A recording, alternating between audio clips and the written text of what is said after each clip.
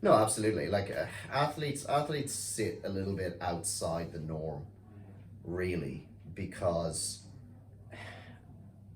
contrary to our best efforts, we will create dysfunction.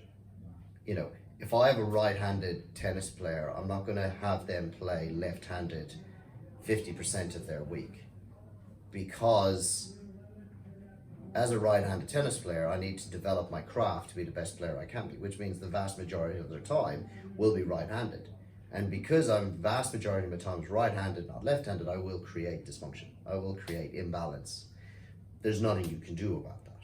Like, it's about, and the sad thing about it is about winning at the sport. That's why they're elite athletes. So it's almost it's almost contradictory in itself, that we want to be optimal, and to be optimal I must be the best at this particular sport, and be the best at this particular sport I must be the best at these movements, these actions, these skills.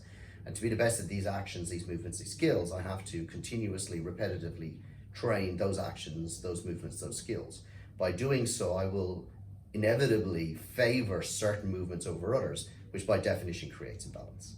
So athletes sit outside where we work more to kind of a primary auxiliary focus, where I need these actions, movements, and skills.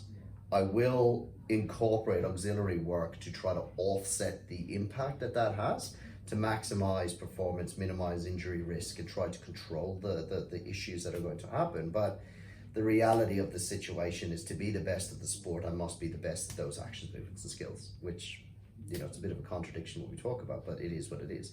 And this is what leads to why so many athletes, they retire as a result of the sport, because of the sport, you know.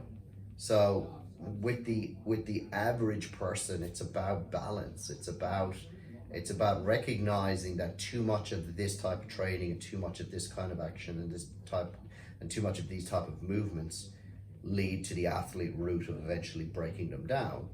So we want to make sure that we've got balance to minimize that effect, but then at the same time, how do we increase performance, and how do we increase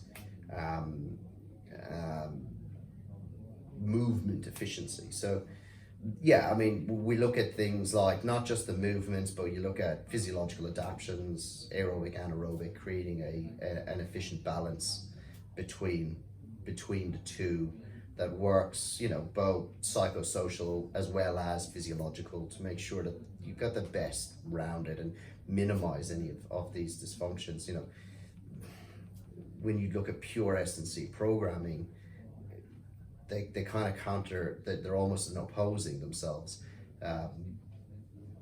Progressive overload training for athletes is easy, because generally speaking, in a generalist point of view, there's only ever really 4 phases. It's off season, pre-season, in season, active, recovery. So I don't really have to worry too much about the macro cycle phases, because it's really only 4. You know, I've got to be very focused on the mesocycling and what's my specific requirement within the particular stage. But, you know, it's very set. The negative of that is it's very set, it's very rigid. You get it wrong and the whole thing falls apart, and your team doesn't perform and everything goes to hell. So there's a lot of pressure on picking the absolute right thing, because there's no margin for error. On the other side of it, you know exactly what you're getting. The 4 phases are always set. You know, the same is true for the average person. It's just the opposite. The fact that there's no real serious constraints to your programming, you're open to choose whichever you feel works best for that person and works best for their lifestyle.